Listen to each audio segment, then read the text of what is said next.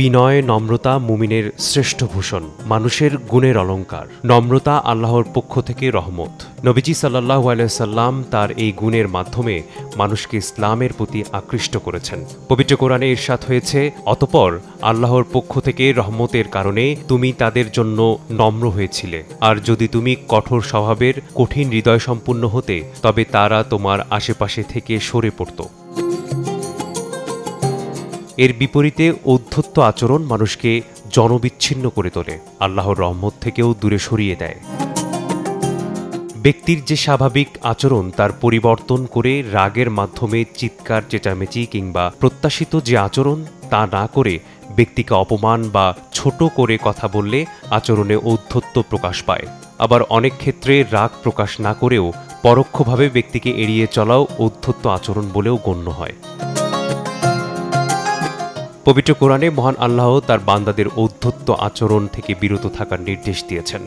তিনি বলেন, আর তুমি মানুষের দিক থেকে তোমার মুখ ফিরিয়ে নিও না, আর জমিনে দম্ভ ভরে চলাফেরা করো না। নিশ্চয়ই আল্লাহ কোনো দাম্ভিক অহংকারীকে পছন্দ করেন না। মানুষ যখন নিজেকে শ্রেষ্ঠ ভাবতে শুরু করে, বড় মনে করে, অন্যকে তুচ্ছ করে, তখন তার মিথ্যা অহংকার তাকে কলুষিত করে। সে কল্যাণ থেকে বঞ্চিত হয়। তার প্রতিটি কর্মকাণ্ডে তার কুৎসিত মানসিকতার ছাপ ফুটে ওঠে। এ ব্যাপারে মহানবী হযরত মুহাম্মদ সাল্লাল্লাহু আলাইহি সাল্লাম বলেন, নম্রতা যে কোনো বিষয়কে সৌন্দর্যমণ্ডিত করে, আর যে কোনো বিষয় থেকে নম্রতা বিদূরিত হলে তাকে কলুষিত করে।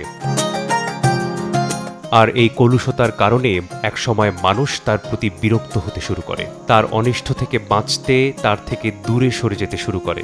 একসময় সে দুনিয়া ও আসমানবাসীর কাছে নিকৃষ্ট মানুষে পরিণত হয়।